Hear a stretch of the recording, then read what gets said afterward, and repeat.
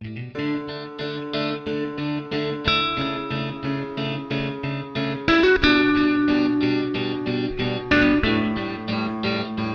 Friends, welcome to my channel.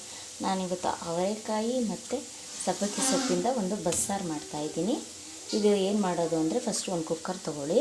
ಕುಕ್ಕರ್ಗೆ ಅವರೆಕಾಯಿ ಮತ್ತು ಸ್ವಲ್ಪ ತೊಗರಿಬೇಳೆ ಹಾಕಿ ಒಂದು ವಿಷಲ್ ಕೂಗಿಸ್ಕೊಳ್ಳೋಣ. ನೋಡಿ ಫ್ರೆಂಡ್ಸ್, ಒಂದು 1/4 ಕಪ್ಪಷ್ಟು ತೊಗರಿಬೇಳೆ ಹಾಕ್ತಾಯಿದ್ದೀನಿ.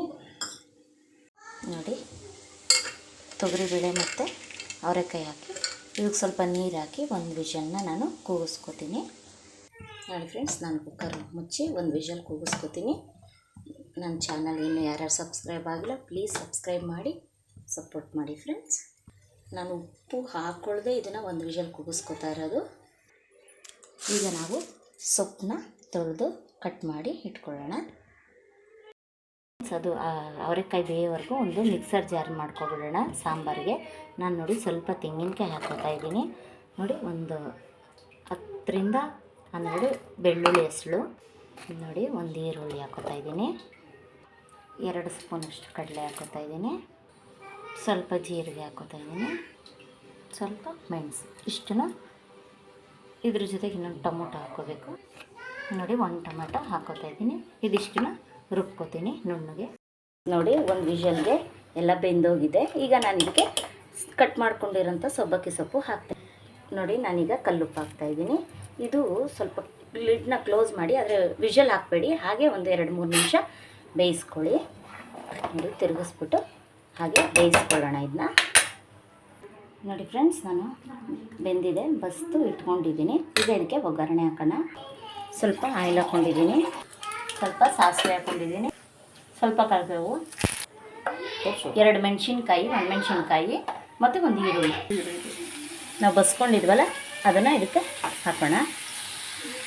ಸ್ವಲ್ಪ ಬೇಳೆ ಸಾಂಬಾರು ಪುಡಿ ಹಾಕ್ಕೊಳ್ಳಿ, ಸ್ವಲ್ಪ ಹಾಕ್ಕೊಳ್ಳಿ, ಜಾಸ್ತಿ. ನೋಡಿ ಫ್ರೆಂಡ್ಸ್, ಸೊಪ್ಪು ರೆಡಿಯಾಗಿದೆ. ಈಗ ಇದಕ್ಕೆ ಬಸ್ಸಾರು ಮಾಡ್ಕೊಳ್ಳೋಣ.